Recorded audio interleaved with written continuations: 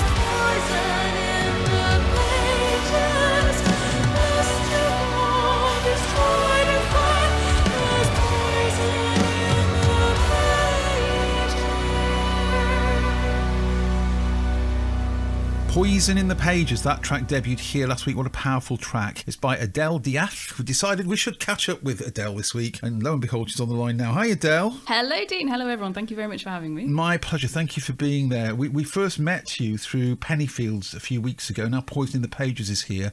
It's all very powerful stuff. Where do these tracks come from? Oh, I think These two have largely been born from my imagination, which has been inspired heavily by books. I was reading about Pennyfields, which was a district in London, and it was quite famous for its opium. It was the home of many an opium den, and I found that really, really fascinating. So that's what inspired Pennyfields. Poison in the Pages, that was based on something else I read. So that was after reading Dorian Gray by Oscar Wilde, which was an absolutely brilliant book. And when it was released, it was very controversial. I think a lot of the people at the time thought that reading the book would corrupt the reader. And really, that's part of the story. I'm fascinated by how you've come to have the persona that you've got today and the sound that you've got today. It's very distinctive and unique.